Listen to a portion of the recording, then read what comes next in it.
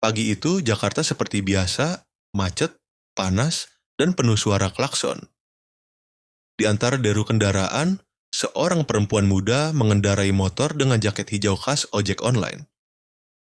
Namanya Rani, 24 tahun, pekerja keras dan mandiri. Di balik helm dan masker, tak ada yang tahu bahwa dia adalah adik kandung dari salah satu orang paling berpengaruh di negeri ini, Letnan Jenderal Arif Darmawan, Panglima TNI. Tapi Rani tak pernah pakai status keluarganya untuk mempermudah hidup. Ia memilih menjalani keseharian seperti orang biasa, menyamar sebagai warga biasa, dan menyembunyikan identitasnya dari dunia. Di perempatan Mampang, seorang polisi lalu lintas bernama Bribka Dodi tengah berjaga. Dikenal di kalangan pengemudi sebagai sosok galak dan suka mencari kesalahan, dia melihat Rani menerobos sedikit garis marka karena menghindari jalan berlubang. "Woi, yang hijau, minggir," teriak Dodi sambil meniup peluit. Rani langsung berhenti di pinggir jalan, membuka kaca helmnya dengan wajah tenang. "Ada apa, Pak?" "Marka lo lewatin, mana SIM dan STNK?" Dodi langsung menuding tanpa basa-basi. Rani mencoba menjelaskan dengan sopan, "Saya menghindari lubang, Pak. Saya tidak bermaksud melanggar." Namun Dodi tak peduli. Ia menggeledah tas Rani tanpa izin, mencatat plat nomor, dan menuduhnya melawan petugas. "Kamu pikir gue takut karena kamu cewek? Gue tilang sekarang juga. Kalau nggak mau ribet, urus di sini aja," ucap Dodi dengan nada penuh maksud. Rani terdiam. Sebenarnya ia bisa menyelesaikan semua ini dalam hitungan detik, tapi dia menahan diri. Matanya tajam menatap Dodi. "Saya catat nama Bapak ya, Bribka Dodi kan?" Katanya dingin. Dodi tertawa sinis. "Catat aja? Lu pikir gue takut?" Tanpa sepatah kata lagi, Rani mengambil ponselnya, membuka aplikasi yang terlihat seperti pemesanan ojol, tapi dengan kode rahasia, ia mengirim sinyal. Beberapa menit kemudian, seorang pria berbadan tegap berseragam dinas muncul dari mobil hitam tak bertanda. Semua orang langsung menoleh. Langkahnya pasti, wajahnya serius. "Siapa yang namanya Bribka Dodi?" tanyanya lantang. Dodi menoleh dan wajahnya langsung memucat.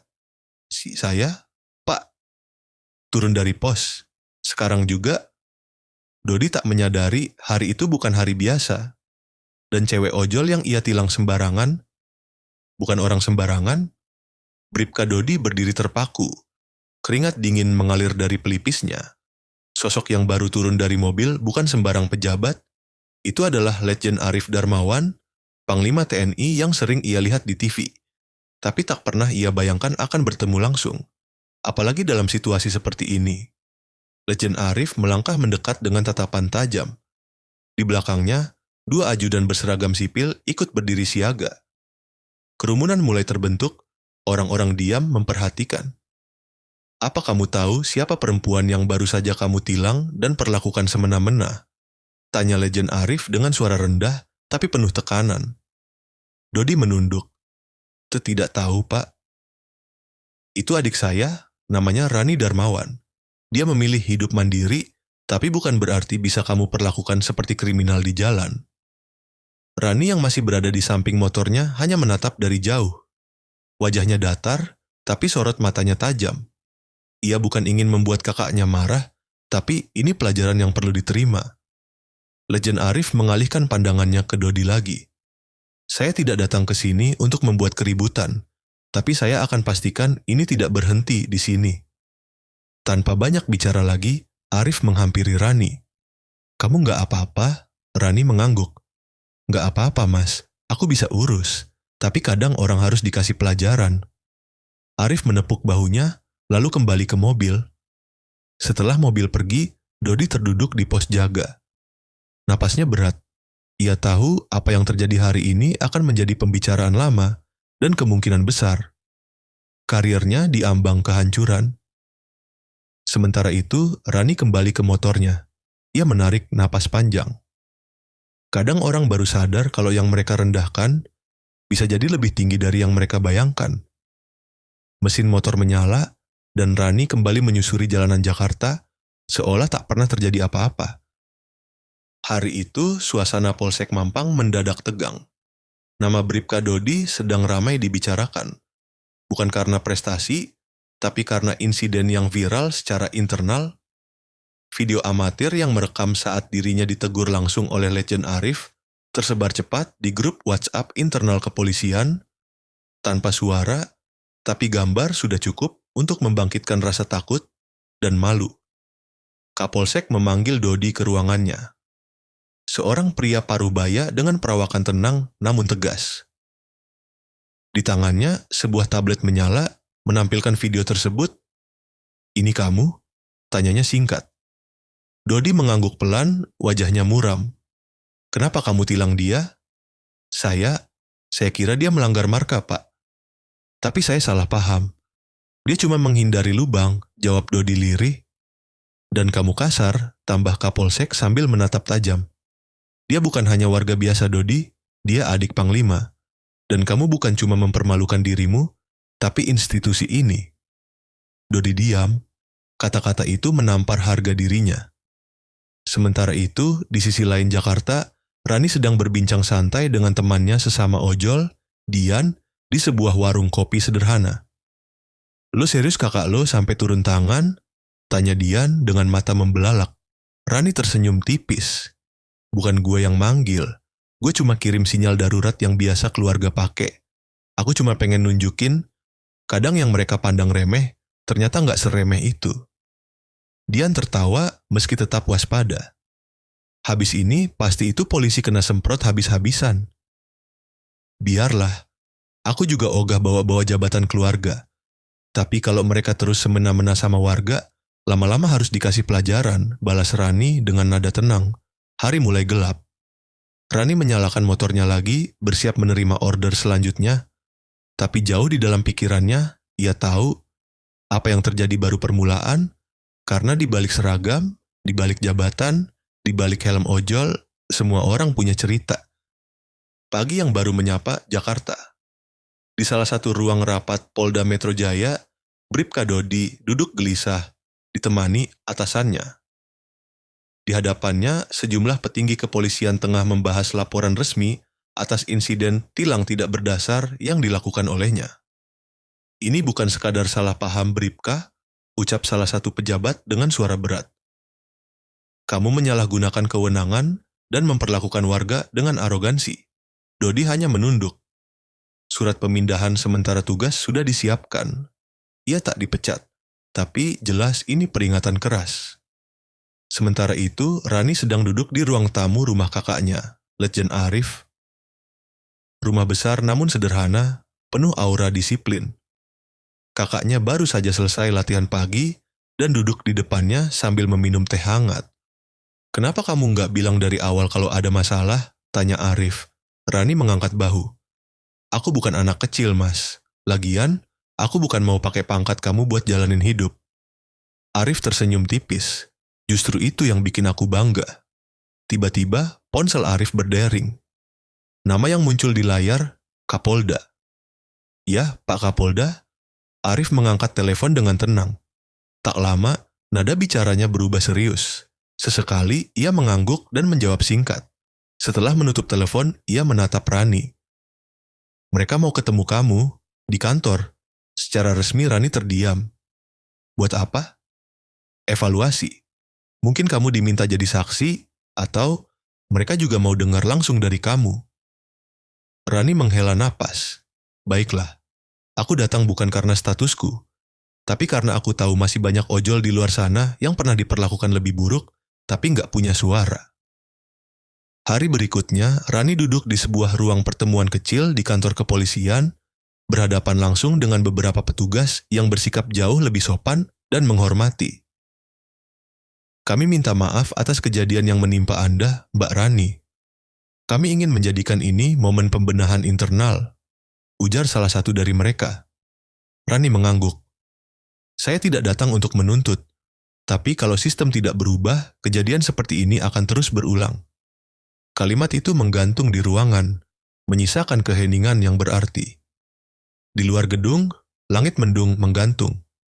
Tapi bagi Rani, inilah titik terang pertama menuju perubahan. Hari-hari berjalan lebih tenang, tapi tidak bagi Bribka Dodi. Ia kini dipindahkan ke bagian administrasi, jauh dari jalanan, jauh dari peluit, dan patroli. Setiap hari, ia hanya mengurus berkas dan laporan. Satu kesalahan, dan hidupnya berubah drastis. Di ruang kecil tanpa jendela, Dodi duduk sendiri menatap layar komputer. Kepalanya penuh pikiran. Bukan hanya tentang nasibnya, tapi tentang rasa malu yang tumbuh perlahan, dan luka yang tak pernah dia cerita pada siapapun. Flashback.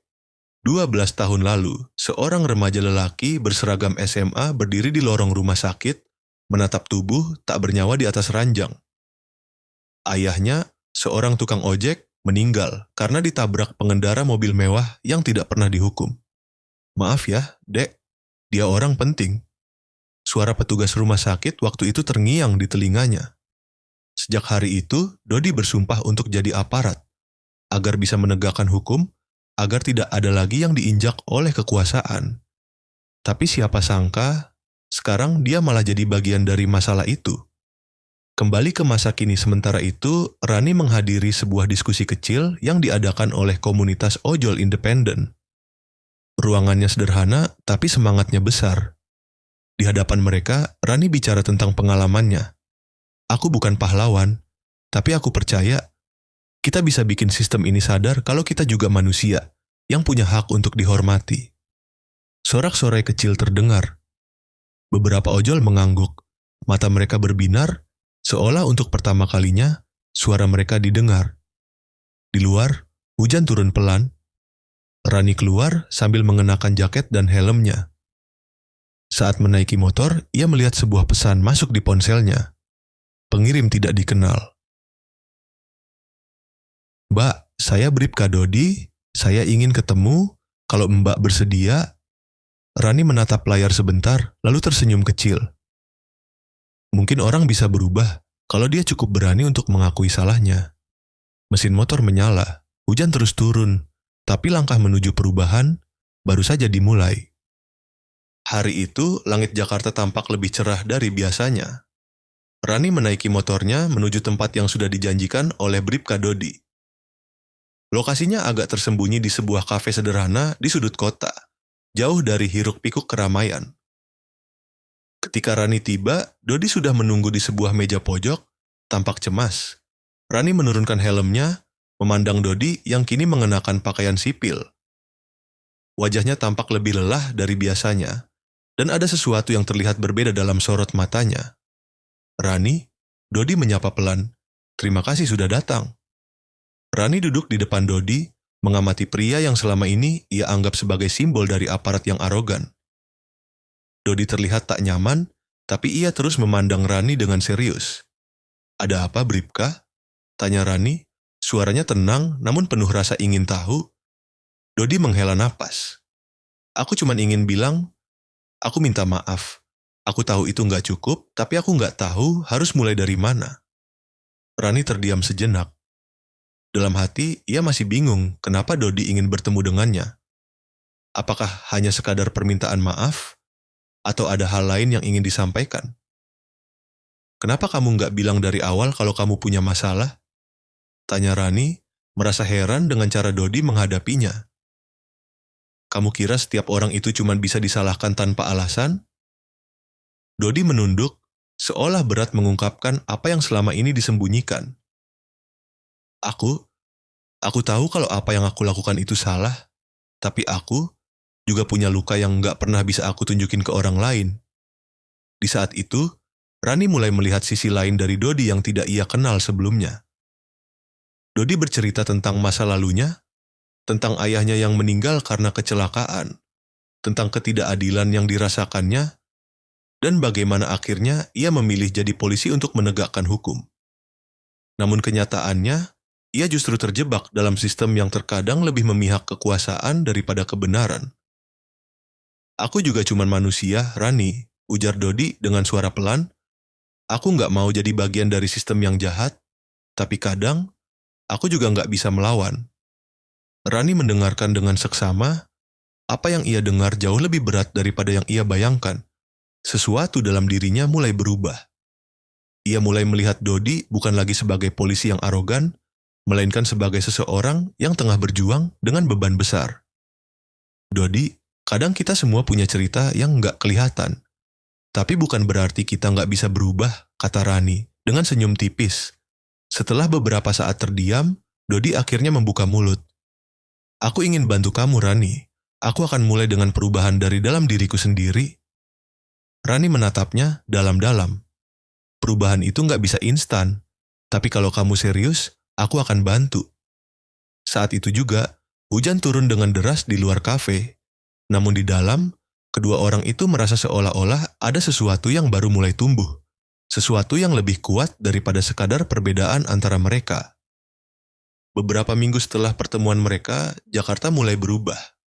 Tidak hanya cuacanya yang kerap hujan, namun suasana yang lebih damai terasa di jalanan, terutama bagi para pengemudi ojol. Rani melihat banyak temannya yang kini merasa dihargai, karena polisi mulai lebih memperhatikan mereka. Keduanya, Rani dan Dodi, telah mulai bekerja bersama, membangun sebuah pendekatan baru yang lebih manusiawi di jalanan. Di salah satu pagi yang cerah, Rani sedang melaju dengan motornya di jalanan kota. Hari itu, ada operasi gabungan antara polisi dan komunitas ojol untuk meningkatkan kesadaran tentang keselamatan berkendara. Ia melihat Dodi, yang kini menjadi bagian dari tim patroli khusus untuk ojol, memberikan pengarahan kepada beberapa rekan polisi. Rani, teriak Dodi dengan penuh semangat, sambil melambai dari sisi jalan. Rani berhenti dan mendekat. Bagus Bribka Dodi, terus semangat, kata Rani sambil tersenyum. Dodi tersenyum kembali. Terima kasih sudah mempercayai saya. Aku tahu aku nggak bisa langsung mengubah semuanya, tapi aku berjanji akan terus berusaha. Rani mengangguk, terharu dengan perubahan yang mulai terlihat dari Dodi. Perubahan nggak harus besar, Dodi. Selama ada langkah kecil menuju lebih baik, itu sudah cukup. Hari itu berlalu dengan lancar. Banyak pengemudi ojol yang merasa diperhatikan dan dihargai. Dodi dan Rani saling bekerja sama untuk memperkenalkan program edukasi baru tentang aturan berlalu lintas yang lebih adil untuk para ojol. Namun, bukan hanya mereka berdua yang merasakan perubahan. Di sebuah ruang rapat, Legend Arif, kakak Rani, bersama beberapa pejabat TNI lainnya, mendapatkan laporan dari kepolisian tentang kemajuan yang dicapai. Rani, kamu memang luar biasa, kata Arif, bangga melihat adiknya telah membantu membawa perubahan melalui jalur yang lebih manusiawi. Kamu membuka mata banyak orang, termasuk aku. Rani hanya tersenyum. Aku hanya melakukan apa yang seharusnya dilakukan, Mas. Di jalanan kota Jakarta, suara motor-motor ojol kini tidak lagi terdengar seperti deru mesin yang terabaikan. Ada rasa hormat, ada pemahaman bahwa mereka adalah bagian dari sistem yang lebih besar, dan mereka layak dihargai. Sementara Dodi, yang kini lebih tenang dalam menjalani tugasnya, tahu bahwa perubahan sejati bukan hanya tentang menegakkan hukum, tetapi juga tentang memahami dan menghormati orang-orang yang kita layani.